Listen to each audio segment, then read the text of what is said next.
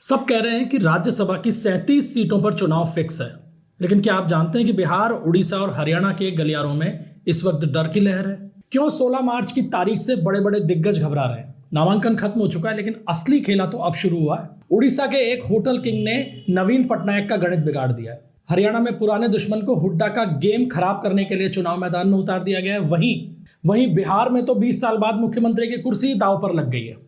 आज के इस स्पेशल एपिसोड में हम उन मोहरों की बात करेंगे जिन्हें बीजेपी ने इन 37 सीटों के बीच में स्पॉइलर बनाकर उतार दिया है। अगर आप राजनीति में इंटरेस्ट रखते हैं तो आज का विश्लेषण मिस मत कीजिएगा, क्योंकि राज्यसभा की ये जंग अब वोटिंग नहीं, वर्चस्व की लड़ाई बन चुकी है। चलिए शुरू करते हैं। अब सबसे पहले बात करते हैं हरियाणा का। हरियाणा में राज्यसभा की 2 सीटों के ऊपर चुनाव होने जा रहे हैं। कायदे से एक सीट बीजेपी और एक सीट कांग्रेस को मिलनी थी, लेकिन बीजेपी ने सतीश नांदल को तीसरे प्रत्याशी यानी निर्दलीय प्रत्याशी के तौर पर चुनाव मैदान में उतारकर मामले को रोचक बना दिया है। अब ये सतीश नांदल वही शख्स हैं जिन्होंने विधानसभा चुनाव में भूपेंद्र सिंह हुड्डा के खिलाफ चुनाव लड़ा था, लेकिन बड़ी हार का सामना इनको करना पड़ा। अब नांदल एक बार फिर राज्यसभा में प्रत्याशी के तौर पर चुनाव मैदान में उतर गए हैं।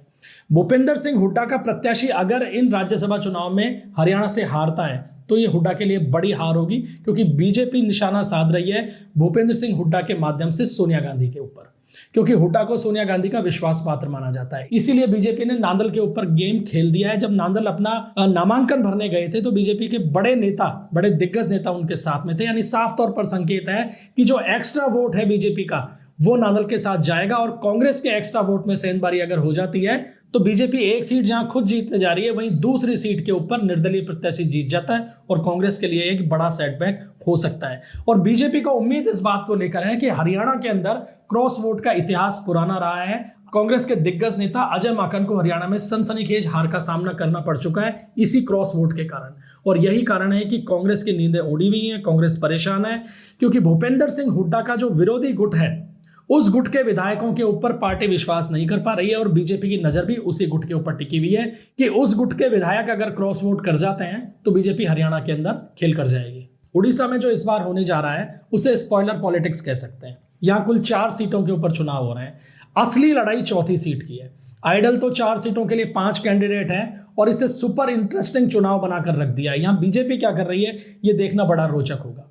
बीजेपी ने अपने स्टेट प्रेसिडेंट मनमोहन समल और मौजूदा सांसद सुजीत कुमार को उतार दिया है। कायदे से यहाँ 2 सीट बीजेपी को मिलनी थी, 1 सीट बीजेडी को मिलनी थी और 1 सीट के ऊपर कोई निर्दलीय या कोई सामूहिक साझा प्रत्याशी चुनाव जीत सकता था। लेकिन बीजेपी ने चौथी सीट के लिए एक निर्दलीय प्रत्याशी को समर्थन देकर मामले को रोचक बना दिया है। फिलहाल बीजेपी के 82 विधायक हैं विधानसभा के अंदर, जिसमें 79 उसके खुद के हैं और 3 का उसको समर्थन प्राप्त है। 2 सीटें आसानी से उसके नाम हो सकती हैं। वहीं बीजेडी के 50 विधायक हैं, लेकिन 2 निलंबित हैं, तो कुल 48 विधायकों का समर्थन उनको हासिल है। इस लिहाज से 1 सीट उनके पास में आएगी। अब इस लिहाज से चौथी जो सीट है उसका समीकरण इस तरीके से बैठ रहा है, तो बीजेपी के पास तो अपने 2 प्रत्याशी जिताने के बाद लगभग 22 वोट एक्स्ट्रा हो जाते हैं। बीजेडी के पास में 18 वोट एक्स्ट्रा होते हैं और कांग्रेस के 14 वोट हैं और 3 निर्दलीय विधायक हैं। बीजेडी का प्लान यह था कि चौथी सीट के ऊपर उसके 18, कांग्रेस के 14 और निर्दलीय 3 विधायकों को मिलाकर यानी एक साझा उम्मीदवार जिता लिया जाए, और यह होता हुआ दिख भी रहा था। लेकिन पेच यहां तब फंसा जब बीजेपी ने 5वें यानी निर्दलीय प्रत्याशी को अपना समर्थन दे दिया। अब ये निर्दलीय प्रत्याशी कौन है? ये निर्दलीय प्रत्याशी के तौर पर उड़ीसा में अब राज्यसभा चुनाव लड़ रहे हैं दिलीप राय। दिलीप राय होटल टाइकून हैं और पहले भी ये राज्यसभा सांसद रह चुके हैं। बीजेडी के संस्थापक सदस्यों में ये शुमार रहे हैं और ये अपने राज्यसभा चुनाव में पहले भी क्रॉस वोटिंग का बड़ा खेल दिखा चुके हैं। और यही कारण है कि एक बार फिर ये मैदान में है और बीजेपी ने जो अपने 18 एक्स्ट्रा वोट हैं उनका समर्थन दिलीप राय को दे दिया है। अब इनका यह कहना है कि बीजेडी का बड़ा वोट बैंक जो है यानी बड़ी संख्या के अंदर विधायक उनके संपर्क में है। अगर ऐसा हो जाता है, क्योंकि बीजेपी का 18 वोट इनको मिल रहा है, लेकिन उसके बाद में भी 30 का आंकड़ा पहुंचाने के लिए इनको करीब 12 विधायकों की आवश्यकता है। और ये 12 विधायक तभी आते हैं जब बीजेडी, कांग्रेस और निर्दलीय में सेंध लगे। अगर सेंधबारी नहीं होती है तो जो चौथे प्रत्याशी के तौर पर बीजेडी, कांग्रेस और निर्दलीय का साझा उम्मीदवार है उसको 33 वोट मिलते हैं, वो चुनाव जीत जाएगा। लेकिन दिलीप राय के आने के बाद में अब यहाँ पे भी क्रॉस वोटिंग की संभावना बढ़ गई है, क्योंकि पुराने संबंध उनके बीजेडी विधायकों के साथ में रहे हैं। ऐसे में अब बीजेपी ने उड़ीसा के राज्यसभा चुनाव को पूरी तरीके से चौथी सीट के लिए कम से कम उलझा के रख दिया है। अब बात करते हैं बिहार की। बिहार की राजनीति में कभी बोरियत नहीं होती, आप ये जानते हैं। राज्यसभा चुनाव में भी ऐसा नहीं होगा, क्योंकि यहां सीटें 5 हैं और उम्मीदवार 6 सामने आ गए हैं। पहले ऐसा लग रहा था कि 5 सीटों के ऊपर निर्विरोध निर्वाचन हो जाएगा, क्योंकि जो संख्या बल है उसके हिसाब से एनडीए को 4 सीटें मिलना तय है। वहीं विपक्ष अगर सामूहिक रूप से साथ आता है तो 5वीं सीट उसके खाते में जा सकती है। लेकिन यहां मामला तब फंस गया जब 5वीं सीट के लिए बीजेपी ने उपेंद्र कुशवाहा को अपना समर्थन दे दिया। उपेंद्र कुशवाहा इस समय भी राज्यसभा सांसद हैं और वो रिटायर हो रहे हैं, लेकिन अब एक बार फिर से वो चुनाव मैदान में है और बीजेपी ने समर्थन दे दिया है अपना, यानी एनडीए का उनको समर्थन मिल गया है। एनडीए के पास अगर संख्या बल के हिसाब से देखें तो 4 सीट वो कंफर्टेबली जीत रहे हैं, लेकिन 5वीं सीट जीतने के लिए उनके पास 3 वोटों की कमी है। अब 3 वोट आएंगे या नहीं आएंगे ये देखना बड़ा रोचक होगा, क्योंकि उपेंद्र कुशवाहा का नाम भी बड़ा है।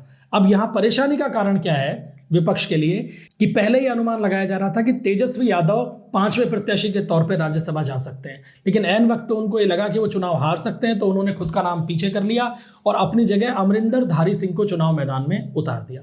अब बिहार में इस 5वीं राज्यसभा सीट का जो पूरा का पूरा गणित है वो 2 चीजों के ऊपर निर्भर कर रहा है। एक तो कांग्रेस विधायकों की नाराजगी के ऊपर। कांग्रेस के 6 विधायक हैं अभी, और कई ऐसी मीटिंग हुई है बिहार विधानसभा चुनाव के बाद से जब ये विधायक सारे के सारे मीटिंगों में पहुंचे ही नहीं, और चर्चा ये चल रही है कि ये नाराज हैं अपने नेतृत्व से, लिहाजा ये पाला बदल सकते हैं। इसके अलावा 1 वोट बसपा के पास में है और 5 वोट असदुद्दीन ओवैसी की एमआईएम के पास में है। उन 6 वोटों का क्या रुख रहेगा ये भी देखना है, और क्या आरजेडी अपने वोट बैंक को यानी अपने विधायकों को इंटैक्ट रख पाएगी। कुल मिलाकर उपेंद्र कुशवाहा को समर्थन देके एनडीए ने यहां का मामला जो है बिहार की राजनीति का भी राज्यसभा चुनाव में कम से कम पूरी तरीके से उलझा दिया है।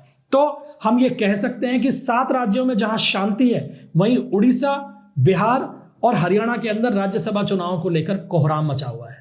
बीजेपी का गेम प्लान राज्यसभा चुनाव को लेकर बिल्कुल साफ है। वो ये चाहती है कि राज्यसभा में अपने दम पर बहुमत हासिल करे, ताकि बड़े संवैधानिक बदलाव करने के लिए उसे किसी दूसरे के ऊपर निर्भर नहीं रहना पड़े। और यही कारण है कि एक सीट के लिए जबरदस्त चुनाव लड़ रही है बीजेपी। दूसरा जो उसका टारगेट है वो ये है कि निर्दलीय उम्मीदवारों को समर्थन देकर बीजेपी जो क्षेत्रीय दल हैं, जैसे आरजेडी हुआ या बीजेडी यानी बीजू जनता दल, इन क्षेत्रीय दलों को और कमजोर करना चाहती है।